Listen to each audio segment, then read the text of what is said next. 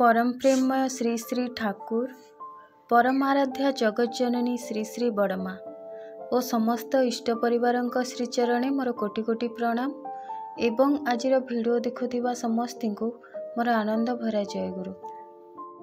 आजिर उपस्थापना प्रसंग हेउची दुर्बलता विरुद्ध रे युद्ध। भिडियो को शेष पर्यंत देखिए। जदि भिडियो भल लगे तेबे चैनल को सब्सक्राइब करबा पई भूलिबेनी। श्री श्री ठाकुर कहते पापर ज्वलंत प्रतिमूर्ति ही दुर्बलता। आउ पाप हेउची सीए जहाँ मनीष को पालन विच्युत करे, अर्थात जहाँ करबा पई आमर सृष्टि सेठारु मन को दूरेई निए। आम मानकर वृत्ति और प्रवृत्ति जनित हेउची दुर्बलता। आउ एही दुर्बलता हेउची ठीक रक्त बीज परी। दुर्बलता तीन प्रकार: शारीरिक, मानसिक और आध्यात्मिक। आध्यात्मिक प्रति दुर्बलता खूब दरकार, यह केबे खराब होई न पारे।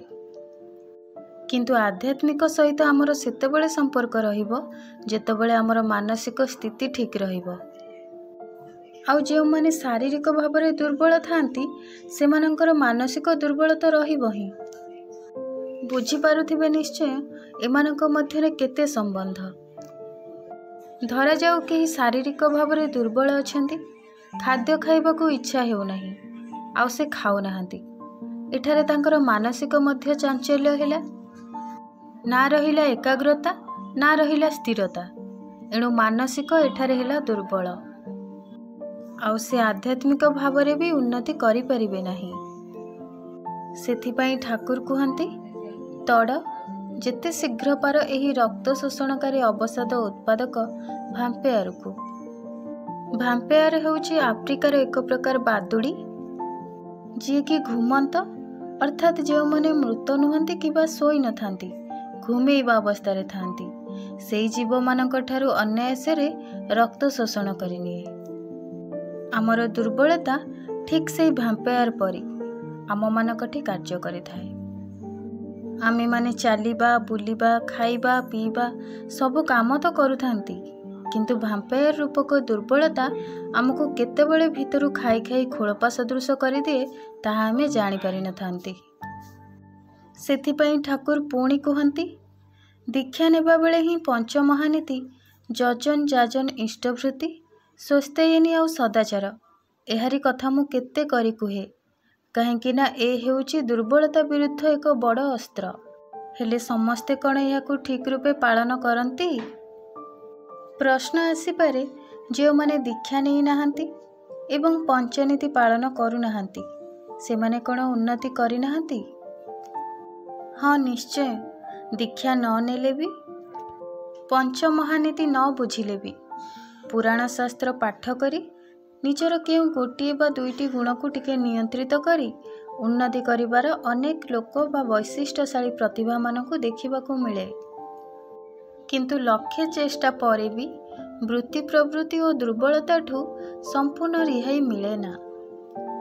कारण दुर्बलता तो केउ गोटे नुहे, केउटी लोभ प्रति दुर्बलता, केउटी काम प्रति दुर्बलता, केउटी क्रोध प्रति दुर्बलता आउ केउटी ईर्षा प्रति दुर्बलता, एहीपरि तो अनेक दुर्बलता। तेणु मनीष जदि एहीपरि शारीरिक मानसिक दुर्बलता को न दूरेई निजको सर्वश्रेष्ठ मने करिबे तेबे ए हेउची विषम मानसिक दुर्बलता।